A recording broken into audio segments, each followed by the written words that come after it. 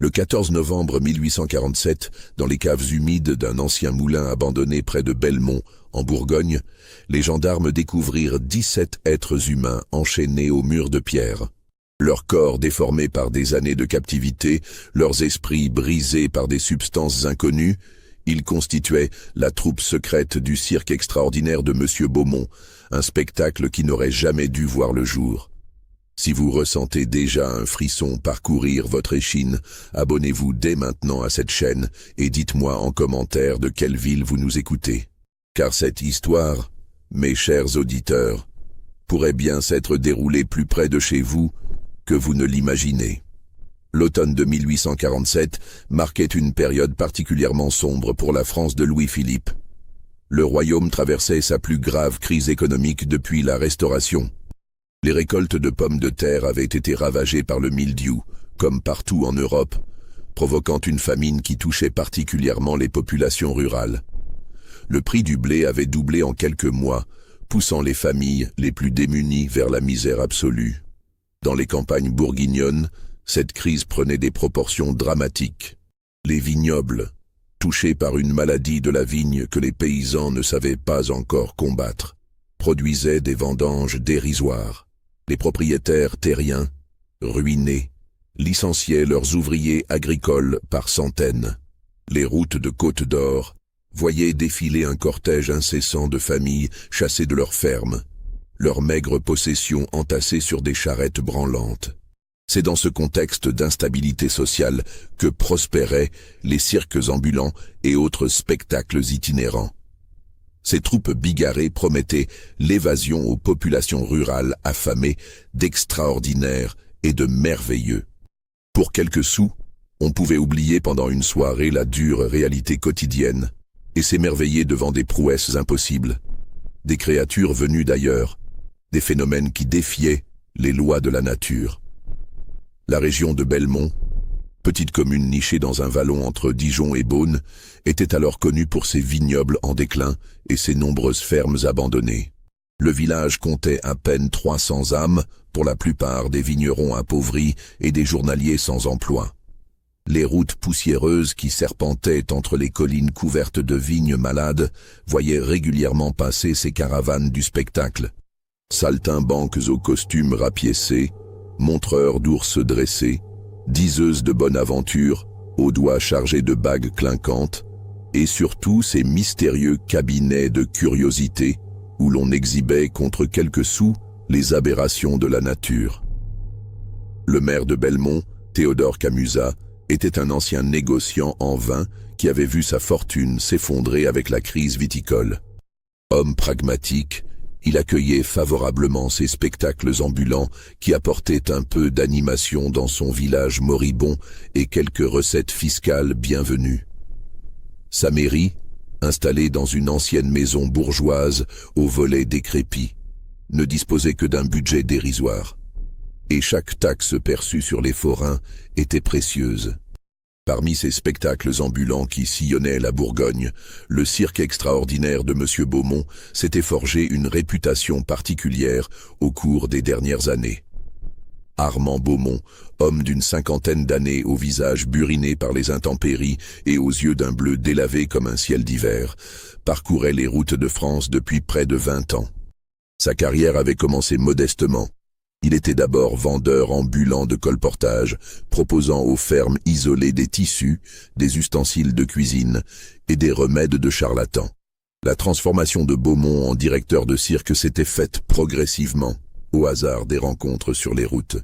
Il avait d'abord recueilli un ancien acrobate blessé, puis une femme à barbe chassée de son village natal, ensuite un nain doué pour la prestidigitation.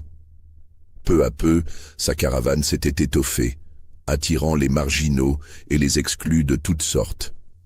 Beaumont avait découvert qu'il possédait un véritable talent pour organiser ses individualités brisées en spectacles cohérents.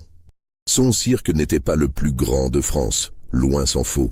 Il ne possédait ni les fastueux chapiteaux rayés des grandes troupes parisiennes, ni les fauves exotiques qui faisaient la renommée des cirques Franconi ou de Jean. Mais Beaumont avait développé une spécialité qui lui assurait un succès constant. Il possédait la plus extraordinaire collection de phénomènes humains que l'on puisse voir dans tout l'est de la France. La troupe comptait officiellement une trentaine de membres. Il y avait les artistes traditionnels. Auguste Lambrequin, un clown mélancolique aux joues creuses qui avait autrefois fait rire les bourgeois parisiens avant de sombrer dans l'alcool. Les frères Dubuchet, acrobates vieillissants, dont les numéros de trapèze gardaient encore quelques grâces. Madame Rosalie, diseuse de bonne aventure qui lisait l'avenir dans les cartes avec un accent qu'elle prétendait bohémien, mais qui trahissait ses origines auvergnates. Firmin le magnifique, prestidigitateur aux mains arthritiques, qui parvenait encore à faire disparaître des pièces de monnaie avec une dextérité surprenante. Il y avait aussi les musiciens. Un orchestre de fortune composé d'un accordéoniste borgne, d'un violoniste tuberculeux et d'un tambour joué par un ancien soldat de l'Empire dont la jambe de bois battait la mesure avec une régularité militaire. Ces hommes fatigués donnaient aux représentations une mélancolie particulière qui touchait le public rural, habitué lui aussi aux déceptions et aux désillusions. Mais c'était dans la tente rouge sang, dressée toujours à l'écart du chapiteau principal, que se produisaient les véritables attractions de Beaumont. Cette tente, plus petite que les autres mais éclairée d'une manière particulière qui créait des jeux d'ombres inquiétants, abritait les phénomènes qui faisaient la réputation du cirque dans toute la région. On y trouvait l'homme-serpent, un être éthique dont le corps semblait dépourvu d'ossature et qui se contorsionnait dans des positions impossibles. La femme à deux têtes, créature pathétique dont la seconde tête, plus petite, pendait mollement sur son épaule. Les prétendus jumeaux siamois de Prague, deux adolescents aux cheveux blonds qui se présentaient, reliés par une membrane cutanée. La géante de Russie, femme d'une taille prodigieuse aux traits slaves prononcés. L'homme-chien, couvert d'une pilosité excessive qui lui donnait un aspect bestial, et bien d'autres créatures dont les difformités fascinaient autant qu'elles horrifiaient le public campagnard. Ces exhibitions se déroulaient dans une atmosphère particulière. Beaumont avait développé tout un cérémonial autour de la présentation de ces phénomènes. Il apparaissait en habit noir, haut de forme sur la tête, et présentait chaque artiste avec un luxe de détails sur ses origines prétendument exotiques. L'homme-serpent venait soi-disant des jungles de l'Inde, la femme à deux têtes avait été découverte dans les montagnes de Transylvanie, les jumeaux siamois étaient les derniers descendants d'une noble famille tchèque maudite. La première disparition qui allait, des années plus tard, permettre de démanteler ce réseau criminel remontait à l'été 1843. Marie-Claire Dubois, âgée de 16 ans, avait quitté la ferme familiale près de Chalon-sur-Saône un matin de juillet, prétextant aller chercher des herbes médicinales dans les bois qui bordèrent la Saône. Elle ne revint jamais. Marie-Claire était la fille unique de la veuve Marguerite Dubois, une femme usée par le travail et le veuvage qui exploitait seule une petite ferme de 3 hectares. La jeune fille était née avec une malformation de la colonne vertébrale qui lui donnait une démarche particulière et une silhouette voûtée. Sa mère racontait que l'accouchement avait été difficile, que la sage-femme avait dû utiliser les fers et que l'enfant était resté marqué par cette naissance traumatique. Cette particularité physique avait fait de Marie-Claire une enfant à part dans la communauté villageoise. Les autres enfants de Chalon-sur-Saône la surnommaient cruellement la bossue et refusaient de jouer avec elle. À l'église, les dévotes chuchotaient que sa difformité était peut-être un signe de la colère divine, une punition pour quelque péché secret de sa mère. Marie-Claire grandissait donc dans l'isolement, aidant sa mère aux travaux de la ferme avec une résignation qui brisait le cœur de cette dernière. Malgré sa difformité, Marie-Claire était une jeune fille intelligente et sensible. Elle savait lire et écrire, ce qui était rare chez les filles de paysans, car sa mère avait insisté pour qu'elle reçoive une éducation. La veuve Dubois nourrissait l'espoir secret que cette instruction permettrait à sa fille d'échapper un jour à la condition paysanne, peut-être en devenant institutrice ou gouvernante dans une famille bourgeoise. Mais Marie-Claire souffrait de son isolement. À 16 ans, elle voyait les autres filles de son âge se marier, avoir des prétendants, participer aux fêtes villageoises, tandis qu'elle restait à l'écart, consciente que sa difformité la condamnait probablement au célibat. Cette tristesse profonde la rendait vulnérable aux promesses de ceux qui prétendaient voir en elle autre chose qu'une infirme. Le cirque extraordinaire de Beaumont était arrivé à Chalon-sur-Saône le 10 juillet 1843. Comme à son habitude, la troupe avait planté ses tentes sur le champ de foire, près des quais de Saône. L'installation du cirque était toujours un spectacle en soi. Les habitants s'agglutinaient pour voir décharger les roulottes bigarrées, monter les chapiteaux, débarquer les animaux. Les enfants suivaient les artistes en costume, espérant apercevoir quelques merveilles. Marie-Claire avait assisté à ce déploiement depuis la fenêtre de la ferme familiale, située un peu à l'écart du bourg. Sa mère, occupée à la traite des vaches, n'avait pas remarqué la fascination avec laquelle sa fille observait ces gens du voyage. Pour Marie-Claire, ces saltimbanques représentaient tout ce dont elle rêvait secrètement. La liberté, l'aventure, la possibilité d'échapper à une existence morne et prévisible. C'est le lendemain, 11 juillet, qu'eut lieu la rencontre qui allait changer le destin de Marie-Claire. La jeune fille s'était rendue au marché de Chalon-sur-Saône pour vendre les œufs de la ferme, comme elle le faisait chaque semaine. En traversant la place du cirque, elle avait été abordée par un homme élégant qu'elle n'avait jamais vu auparavant. Cet homme, d'après la description qu'en fit plus tard un marchand de légumes qui avait assisté à la scène, correspondait trait pour trait au signalement d'Édouard Fontainebleau, le bras droit de Beaumont. Fontainebleau était un personnage énigmatique qui intriguait partout où passait le cirque. Il se présentait tantôt comme ancien chirurgien de l'armée ayant servi en Algérie, tantôt comme naturaliste ayant voyagé aux Amériques pour le compte du Muséum d'histoire naturelle. Grand, maigre, avec des cheveux châtains soigneusement peignés et des favoris taillés à la mode parisienne, Fontainebleau détonnait parmi les saltimbanques. Ses mains aux ongles toujours impeccables, ses vêtements de bonne coupe, sa voix douce aux inflexions cultivées contrastaient avec le milieu des forains. Il portait toujours une redingote noire et un haut de forme qui lui donnait l'allure d'un bourgeois en déplacement.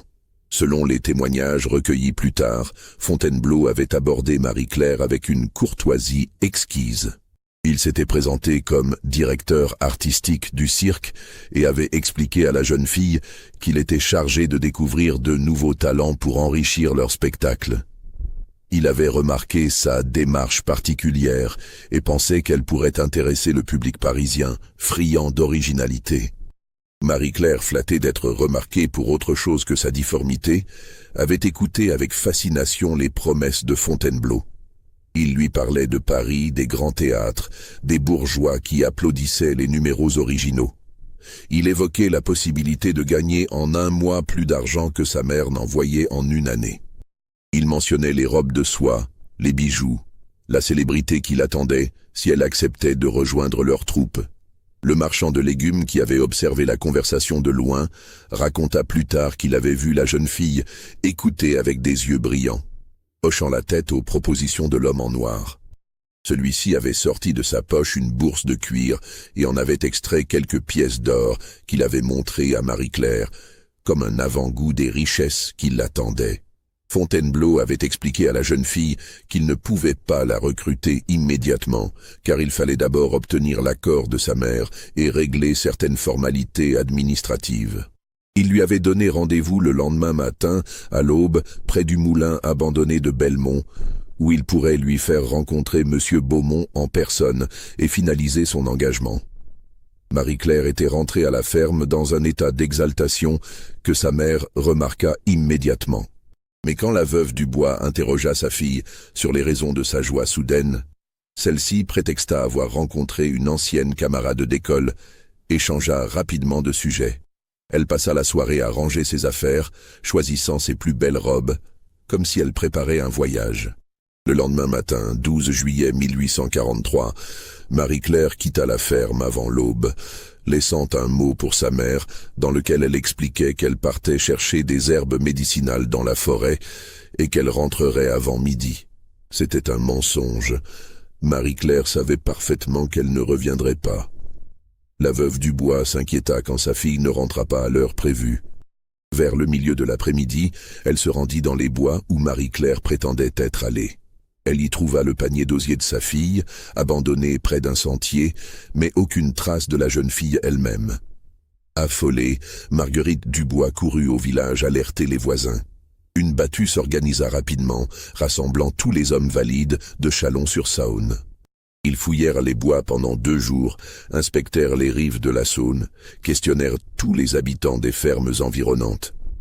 En vain, Marie-Claire Dubois semblait s'être volatilisée. Ce n'est qu'au 3e jour que la veuve Dubois se souvint de l'arrivée du cirque et des regards fascinés que sa fille avait portés sur ces gens du voyage. Elle se rendit sur le champ de foire, mais les tentes avaient disparu. Le cirque extraordinaire de Beaumont avait levé le camp dans la nuit, laissant seulement derrière lui les traces de roues dans la poussière et quelques détritus oubliés. L'enquête, menée par le brigadier Lucien Mornay, chef de la gendarmerie de Chalon-sur-Saône, révéla rapidement les limites du système judiciaire de l'époque. Mornay était un homme consciencieux, ancien sous-officier de l'armée d'Afrique qui avait demandé sa mutation dans la gendarmerie après avoir été blessé lors d'une razzia en Algérie. Mais ses moyens d'investigation étaient dérisoires. En 1843, les gendarmes français ne disposaient d'aucun système centralisé de communication. Pour suivre un cirque ambulant, il fallait envoyer des courriers à cheval dans toutes les directions, espérant qu'ils interceptent la troupe dans l'une des communes où elle était susceptible de se produire. Cette méthode aléatoire avait peu de chances de succès, d'autant plus que les routes de France étaient sillonnées par des dizaines de spectacles itinérants. Mornay fit néanmoins de son mieux. Il expédia des messages aux brigades de gendarmerie de Beaune, Dijon, Mâcon et Bourg-en-Bresse, signalant la disparition de Marie-Claire et demandant qu'on surveille les cirques de passage. Il interrogea également tous les témoins de Chalon-sur-Saône qui avaient pu voir la jeune fille le jour de sa disparition.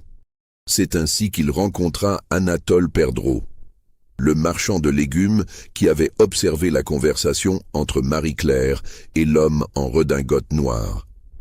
Perdreau était un homme observateur, habitué à jauger les clients sur les marchés. Sa description de Fontainebleau était précise. Un homme de 35 à 40 ans, grand et mince, avec des manières de bourgeois parisien.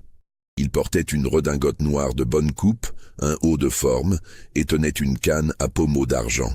Ses mains étaient blanches comme celles d'un notaire, pas du tout des mains de saltimbanque. Perdreau avait également remarqué que l'homme parlait avec un accent du Nord, peut-être de la région lilloise.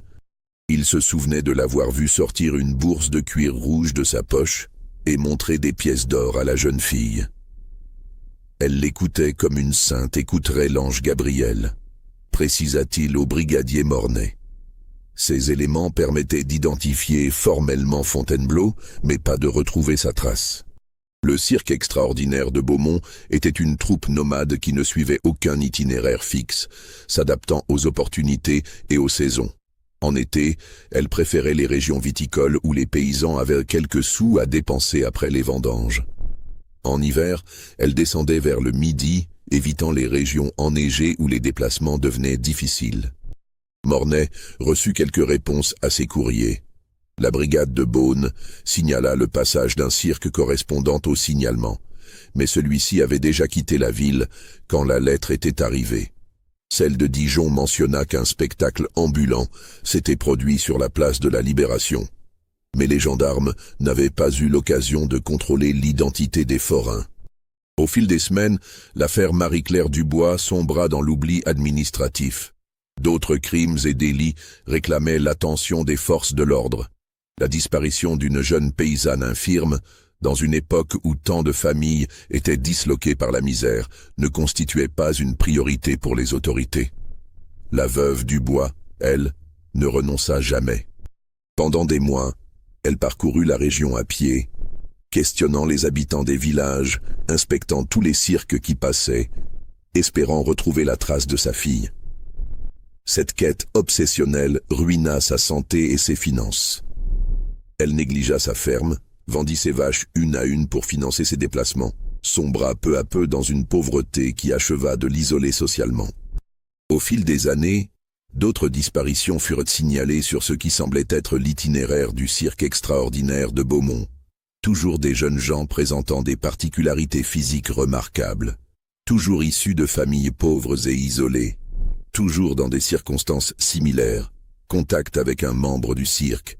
Promesse d'une vie meilleure. Disparition soudaine.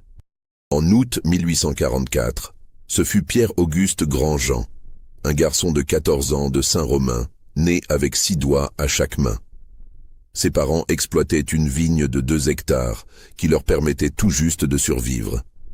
Pierre-Auguste était complexé par sa malformation, que les autres enfants du village moquaient sans pitié. Lui aussi fut approché par un homme élégant qui lui promit de faire de lui la star d'un spectacle parisien. L'adolescent disparut 3 jours après le passage du cirque. En septembre de la même année, les sœurs Mathilde et Célestine Bouchard s'évaporèrent de l'Adois-Sérigny. Ces jumelles de 12 ans étaient nées reliées par une membrane cutanée au niveau du flanc. Leur père, Jean-Baptiste Bouchard, était un vigneron ruiné par la maladie de la vigne qui cherchait désespérément des moyens de nourrir sa famille nombreuse. Quand Fontainebleau lui proposa une somme considérable en échange des services artistiques de ses filles, Bouchard accepta, pensant assurer l'avenir de ses autres enfants.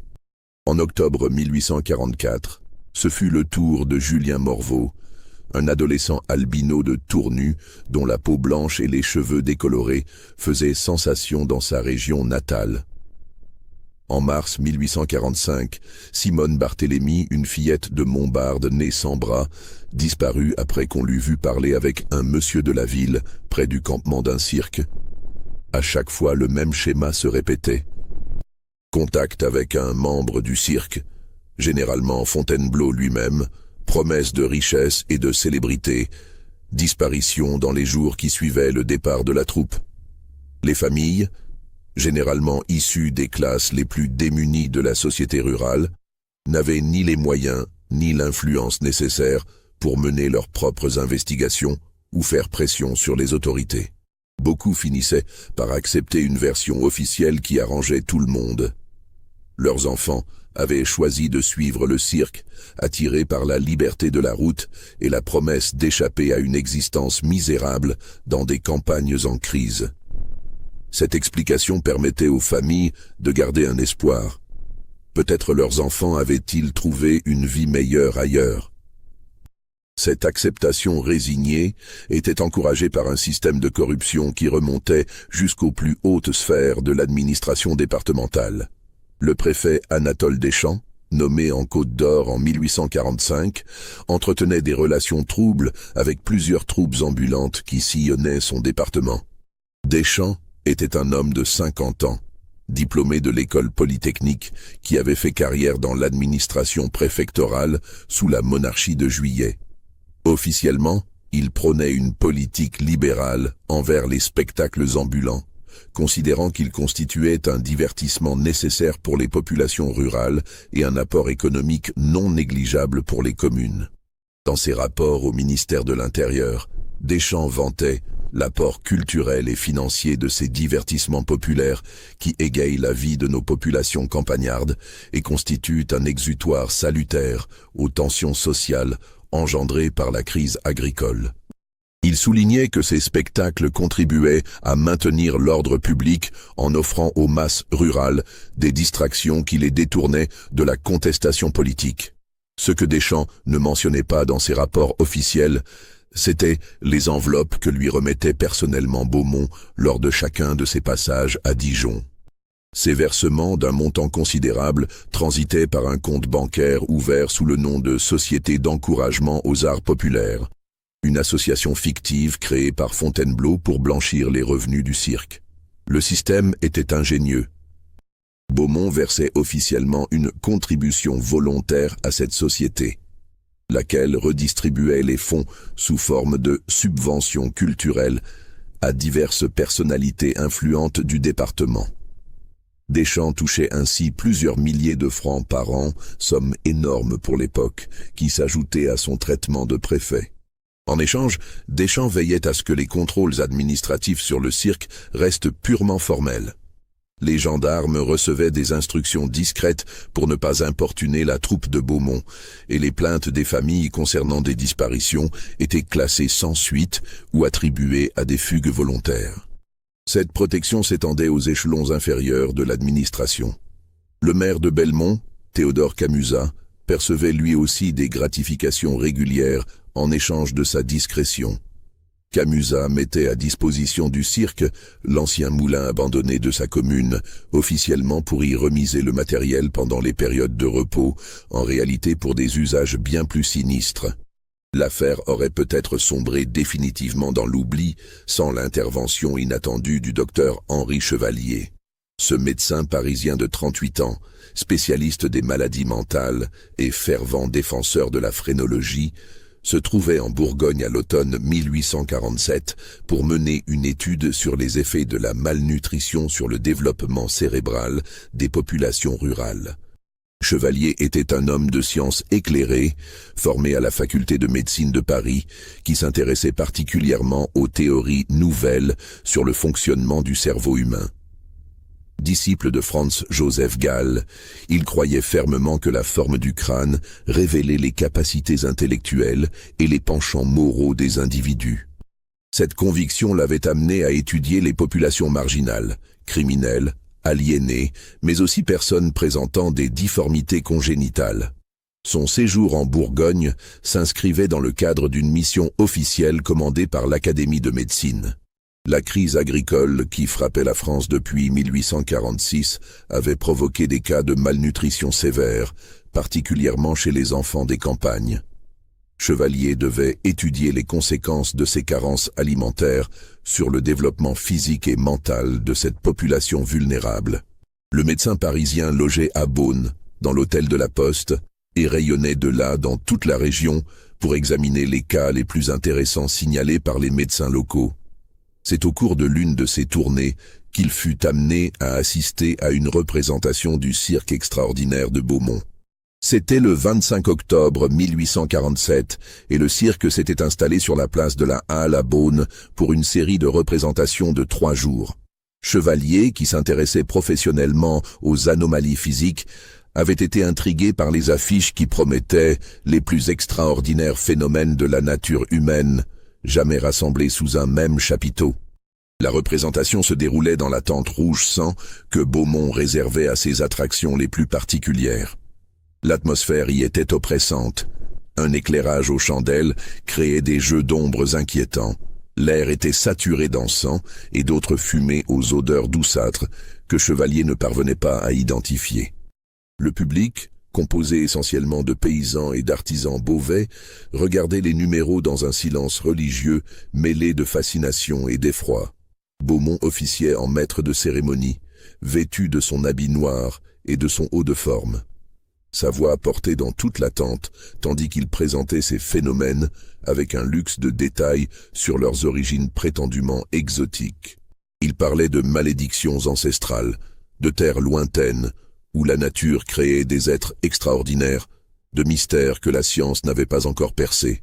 Le premier numéro était celui de l'homme-serpent, un être squelettique dont les articulations semblaient dénuées de cartilage. Il se contorsionnait sur un tapis persan usé, passant ses jambes derrière sa tête, repliant son corps dans des positions anatomiquement impossibles. Ses yeux vitreux et sa respiration saccadée trahissaient un état qui n'avait rien de naturel. Puis vint le tour de la femme à 2 têtes. Chevalier, en tant que médecin, reconnut immédiatement qu'il ne s'agissait pas d'une véritable malformation congénitale, mais d'un artifice macabre. La seconde tête, plus petite et apparemment sans vie, était fixée à l'épaule de la femme par des moyens que le médecin préféra ne pas imaginer. La malheureuse, visiblement terrorisée, articulait des phrases incohérentes dans 2 voix différentes. Les prétendus jumeaux siamois de Prague suivirent. 2 adolescents aux cheveux blonds, reliés par ce qui semblait être une membrane cutanée au niveau de la hanche. Chevalier observa attentivement cette liaison et nota qu'elle paraissait artificielle, probablement réalisée par une intervention chirurgicale rudimentaire. Mais c'est la dernière attraction qui retint véritablement son attention. Une jeune femme que Beaumont présenta comme la Vénus de Vérone. prétendument découverte dans les ruines d'un amphithéâtre antique. La malformation de son crâne, qui lui donnait un front particulièrement proéminent et une silhouette générale reconnaissable, correspondait exactement aux descriptions que Chevalier avait lues dans les rapports de police concernant certaines disparitions signalées dans la région. La jeune femme, vêtue d'une robe de mousseline blanche qui accentuait sa pâleur maladive, exécutait une danse lente et mélancolique. Ses gestes étaient mécaniques, comme ceux d'une somnambule, et ses yeux fixes ne semblaient voir personne dans l'assistance. Chevalier nota que ses pupilles étaient dilatées de manière anormale, signe caractéristique d'une intoxication aux opiacés. Plus troublant encore, cette jeune femme ressemblait trait pour trait aux descriptions de Marie-Claire Dubois, qu'il avait consultées dans les archives de la gendarmerie de Chalon-sur-Saône quelques jours plus tôt. Chevalier menait en effet une enquête parallèle sur les conditions de vie des populations rurales, et les témoignages concernant les disparitions mystérieuses l'avaient intrigué. À la fin de la représentation, Chevalier tenta d'approcher la jeune femme pour l'examiner de plus près, mais fut immédiatement intercepté par Fontainebleau. Celui-ci, souriant mais ferme, expliqua avec une courtoisie glacée que les artistes ne recevaient jamais de visiteurs après les spectacles pour préserver le mystère de leurs origines extraordinaires et éviter que leur concentration ne soit troublée par des contacts extérieurs. Cette réponse, loin de satisfaire Chevalier, ne fit qu'attiser sa curiosité professionnelle et humaine. Le médecin était convaincu d'avoir identifié au moins une des personnes disparues et il soupçonnait que d'autres phénomènes du cirque étaient dans le même cas. Il décida de mener sa propre investigation en utilisant ses compétences médicales et ses relations dans l'administration préfectorale. Chevalier commença par consulter méthodiquement les registres des disparitions dans tous les commissariats et brigades de gendarmerie de la région. Cette démarche, facilitée par ses lettres de recommandation de l'Académie de médecine, lui ouvrit l'accès à des archives que les familles des disparus n'avaient jamais pu consulter. Ce qu'il découvrit le glaça d'effroi. Sur les 15 dernières années, pas moins de 42 personnes présentant des difformités congénitales ou des particularités physiques remarquables avaient disparu dans un rayon de 100 km autour de l'itinéraire habituel du cirque extraordinaire de Beaumont. Cette coïncidence statistique était trop importante pour être fortuite. Chevalier établit un tableau comparatif rigoureux, à la manière d'un naturaliste. Il recensa les dates de disparition, les lieux, les caractéristiques physiques des disparus et les témoignages concernant le passage du cirque. Le résultat était accablant. Dans 36 cas sur 42, la disparition survenait dans les 3 jours suivant l'installation de la troupe de Beaumont dans la commune concernée. Le médecin parisien ne se contenta pas de cette analyse statistique. Il entreprit de rencontrer personnellement les familles des disparus, parcourant les villages isolés de Bourgogne dans sa calèche noire attelée de 2 chevaux. Cette enquête de terrain lui révéla des détails que les rapports officiels avaient omis ou minimisés. À Saint-Romain, Chevalier rencontra la mère de Pierre-Auguste Grandjean, le garçon de 14 ans né avec 6 doigts à chaque main, disparu en 1844. Antoinette Grandjean était une femme prématurément vieillie par le travail de la vigne et l'inquiétude. Elle vivait seule dans une masure au volet clos, depuis que son mari était mort de la tuberculose l'hiver précédent. La femme raconta à Chevalier que son fils avait été approché par un homme élégant qui lui avait promis de faire de lui la star d'un spectacle parisien. L'enfant, constamment moqué par les autres gamins du village à cause de sa particularité, avait été séduit par cette perspective de célébrité et de richesse. « Mon Pierre-Auguste, il était si malheureux ici », expliqua-t-elle en essuyant ses yeux rougis. Les autres enfants l'appelaient la araignée à cause de ses doigts supplémentaires. À l'école, le maître le faisait asseoir tout seul au fond de la classe. Même à l'église, les gens se signaient quand ils le voyaient, comme s'il portait malheur. Antoinette Grandjean décrivit la transformation de son fils après sa rencontre avec l'homme du cirque. Il est rentré tout excité, parlant de Paris, de théâtres magnifiques, de costumes en soie. Il disait qu'il allait devenir riche et célèbre, qu'il pourrait m'acheter une belle maison en ville. Je n'ai pas voulu le croire, mais je voyais qu'il était heureux pour la première fois de sa vie. L'homme qui avait recruté Pierre-Auguste correspondait en tout point au signalement de Fontainebleau. Grand, mince, élégamment vêtu, parlant avec un accent du Nord. Il avait montré à l'enfant une bourse pleine de pièces d'or et lui avait remis une avance de 100 francs, somme énorme pour une famille de vignerons. Il m'a dit que mon fils participerait d'abord à des spectacles en province pour apprendre le métier, puis qu'il l'emmènerait à Paris où les grands bourgeois payaient très cher pour voir des curiosités vivantes. Il m'a promis que Pierre-Auguste m'écrirait toutes les semaines et qu'il viendrait me voir avec des cadeaux. Mais aucune lettre n'était jamais arrivée. Antoinette Grandjean avait attendu pendant des mois, guettant le passage du facteur, espérant des nouvelles de son fils. Peu à peu, l'espoir avait cédé la place à l'angoisse, puis à la résignation douloureuse. À Ladois-Sérigny, Chevalier rencontra Jean-Baptiste Bouchard, le père des jumelles siamoises, Mathilde et Célestine, disparues en 1844. Bouchard était un homme brisé, qui noyait ses remords dans l'alcool depuis la disparition de ses filles. « J'ai vendu mes propres enfants », avoua-t-il à Chevalier dans un sanglot. Cet homme, ce Fontainebleau, il m'a proposé 1000 francs pour que mes filles rejoignent son spectacle. 1000 francs. C'était plus que ce que je gagnais en 3 ans avec ma vigne malade. Bouchard expliqua les circonstances dramatiques qui l'avaient poussé à cette décision. Sa récolte de 1843 avait été catastrophique, détruite par le mildiou. Il devait de l'argent à tous les fournisseurs du village et le propriétaire de sa vigne menaçait de l'expulser. Ses 6 autres enfants, plus jeunes que les jumelles, souffraient de malnutrition. Fontainebleau m'a expliqué que mes filles étaient un phénomène unique, qu'elles pourraient gagner des fortunes en se produisant dans les grandes villes. Il m'a dit qu'elles seraient logées dans de beaux hôtels, qu'elles porteraient des robes de princesse, qu'elles deviendraient célèbres dans toute l'Europe. L'homme avait même montré à Bouchard de fausses lettres, prétendument écrites par d'autres enfants recrutés par le cirque, dans lesquelles ils remerciaient leurs parents de leur avoir permis d'échapper à la misère. Il avait des photographies aussi, qui montrèrent des enfants souriants en costume de scène, dans de belles chambres d'hôtel. Bouchard avait fini par céder, convaincu qu'il offrait un avenir meilleur à ses filles. Le contrat qu'il avait signé stipulait que Mathilde et Célestine participeraient au spectacle du cirque pendant 3 ans, contre un salaire mensuel de 50 francs chacune, plus le logement et la nourriture. Au bout de cette période, elles seraient libres de rentrer chez elles ou de continuer leur carrière artistique.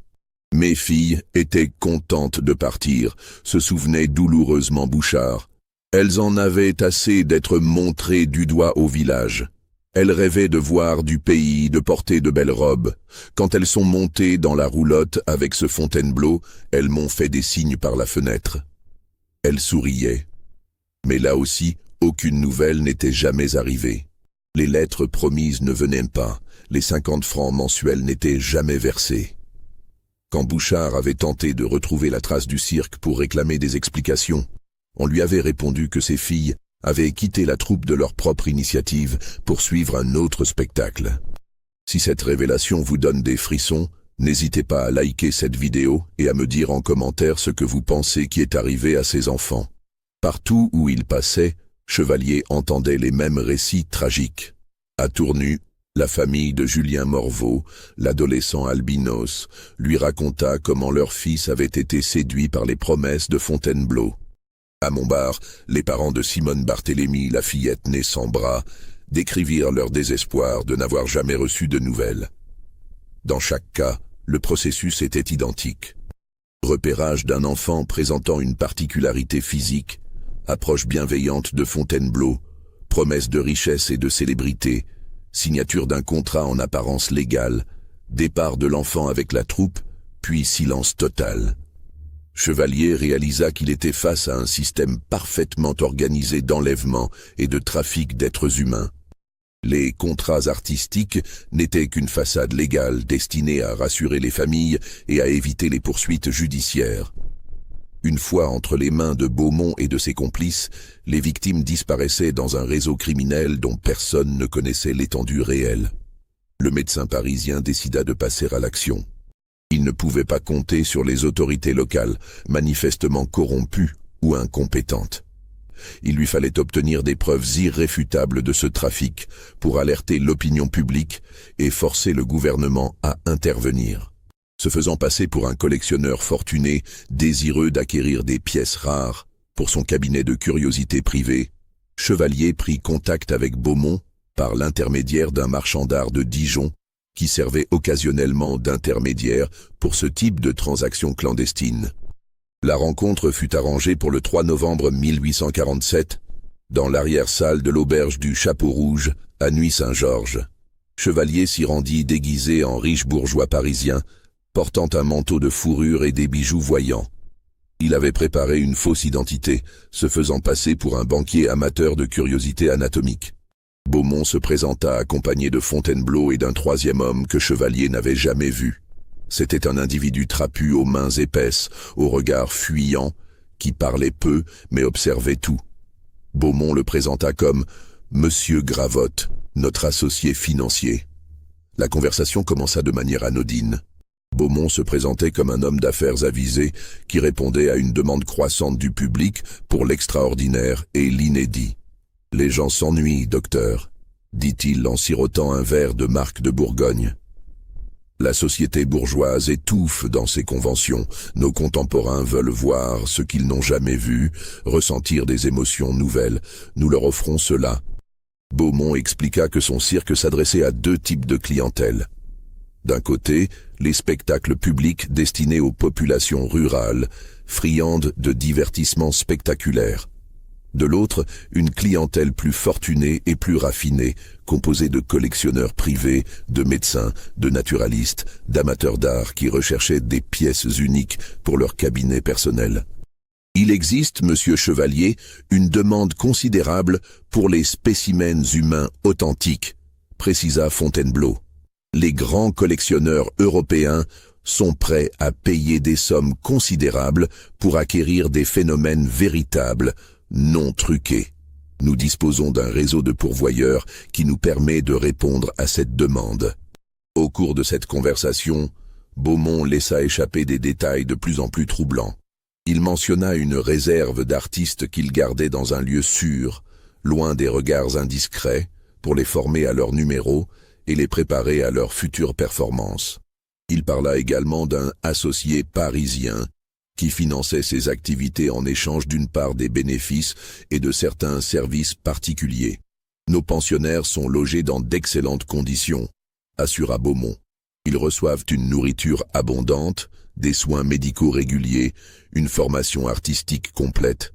C'est un investissement considérable, mais nécessaire pour garantir la qualité de nos prestations. Chevalier comprit qu'il touchait au cœur d'un réseau organisé de traite des personnes. Il proposa à Beaumont une somme considérable, 5 000 francs, pour visiter cette fameuse réserve, prétextant vouloir étudier les particularités anatomiques des artistes pour ses recherches médicales et choisir éventuellement l'un d'eux pour sa collection privée. « Je m'intéresse particulièrement aux malformations crâniennes », expliqua-t-il.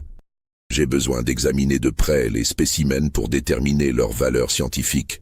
Mes moyens financiers me permettent d'acquérir les pièces les plus exceptionnelles. » Beaumont, appâté par l'importance de la somme proposée, accepta de lui donner rendez-vous 3 jours plus tard, le 6 novembre, près du moulin abandonné de Belmont. « Vous pourrez y voir notre collection complète, » promit-il. « Nous avons actuellement 18 pensionnaires, dont certains phénomènes absolument uniques. » Cette promesse glaça le sang de Chevalier. 18 personnes séquestrées dans ce qui était manifestement un centre de détention clandestin. Le médecin comprit qu'il ne pourrait pas agir seul. Il lui fallait l'appui des forces de l'ordre, mais des forces de l'ordre qu'il pourrait contrôler et en qui il pourrait avoir confiance. Chevalier prit contact avec le maréchal des logis Auguste Perrin, chef de la brigade de gendarmerie de Beaune. Perrin était un homme intègre, ancien sous-officier de l'armée d'Afrique, comme son collègue Mornay de Chalon-sur-Saône. Père de famille nombreuse, il était particulièrement sensible aux affaires impliquant des enfants. Le médecin lui présenta ses conclusions et ses preuves, les témoignages des familles, les coïncidences statistiques, les détails troublants de sa conversation avec Beaumont.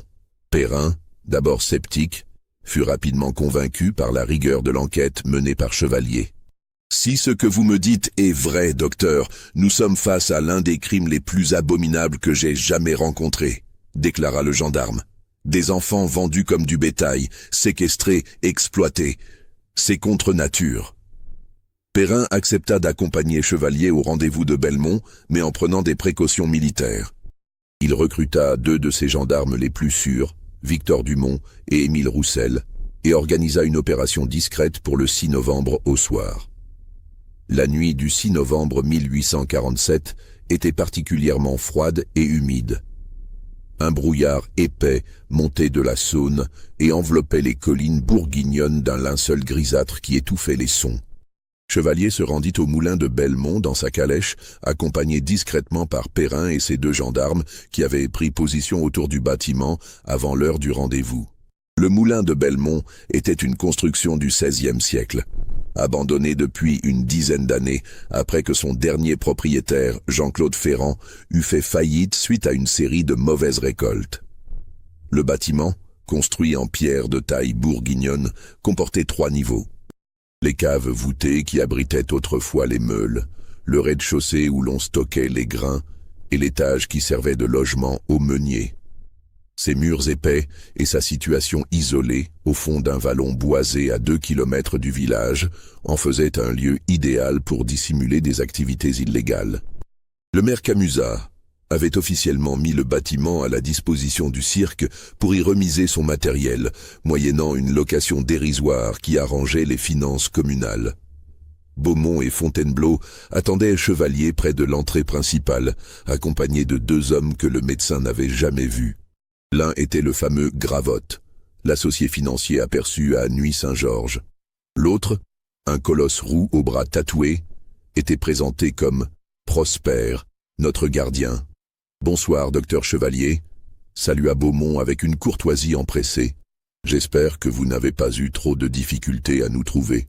Ce lieu est un peu reculé, mais c'est ce qui en fait tout l'intérêt pour nos activités spéciales. » Fontainebleau tenait une lanterne qui projetait des ombres dansantes sur les murs de pierre. « Vous allez voir des merveilles qui ébranleront vos convictions sur les limites de la nature humaine, » promit-il avec un sourire qui glaça Chevalier.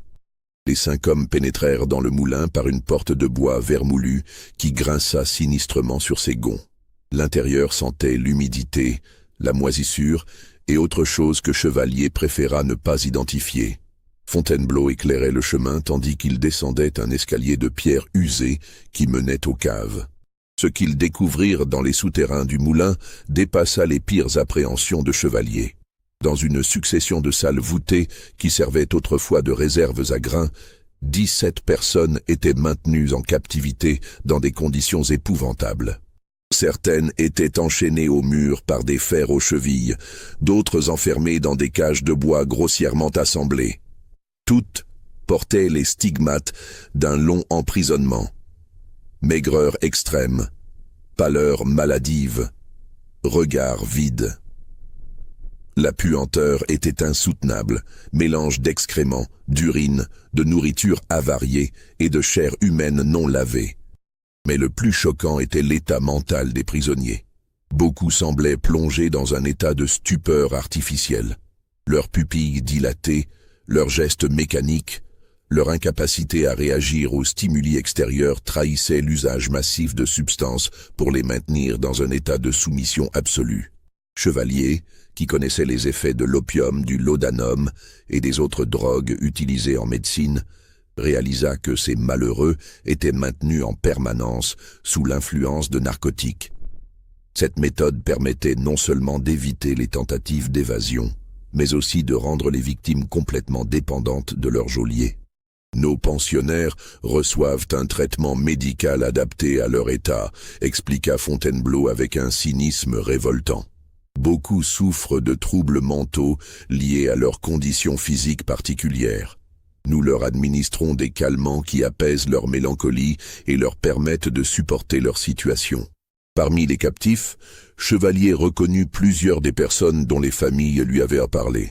Il y avait Marie-Claire Dubois, devenue méconnaissable après 4 années d'enfermement. Ses cheveux, autrefois châtains, étaient devenus gris prématurément. Sa difformité de la colonne vertébrale s'était aggravée, probablement à cause de la malnutrition et du manque d'exercice. Elle était assise dans un coin de sa cage, regardant fixement le vide, marmonnant des phrases incohérentes. Il y avait aussi Pierre-Auguste Grandjean, le garçon aux 6 doigts.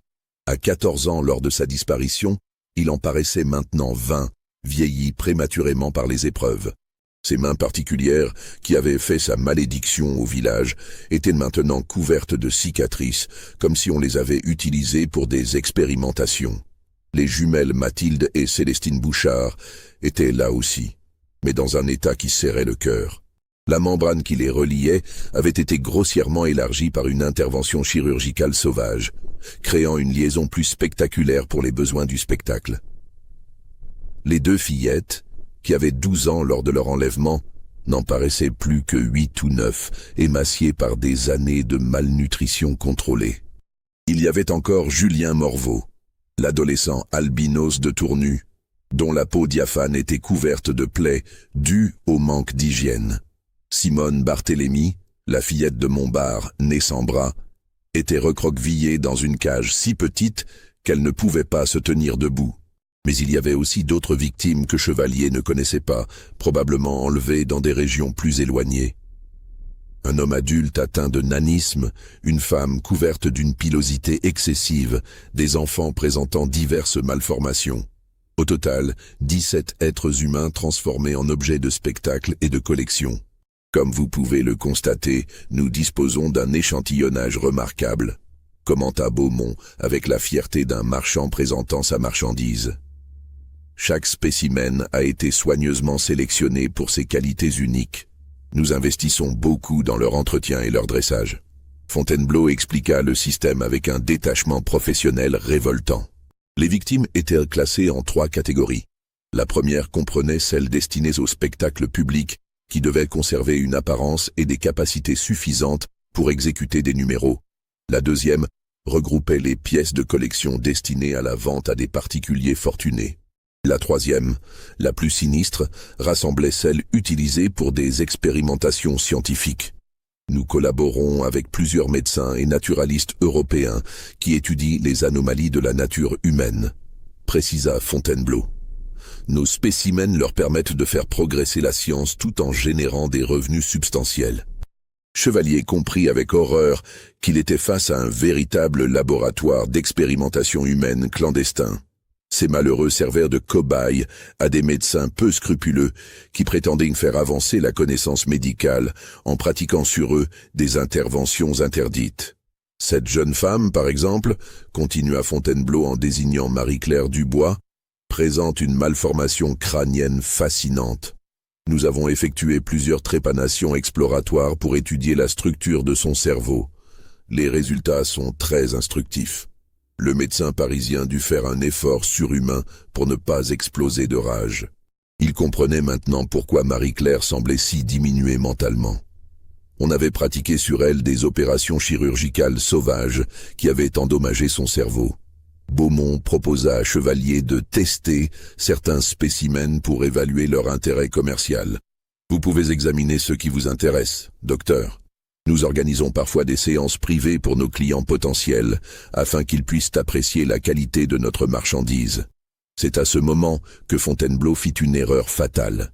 Convaincu d'avoir affaire à un client potentiel, il révéla l'existence d'une cache contenant les documents comptables du réseau. Nous tenons une comptabilité rigoureuse de nos opérations, se vanta-t-il. Nos livres de compte détaillant tous nos investissements et nos bénéfices. Il conduisit Chevalier vers un renfoncement dans le mur où était dissimulé un coffre de fer.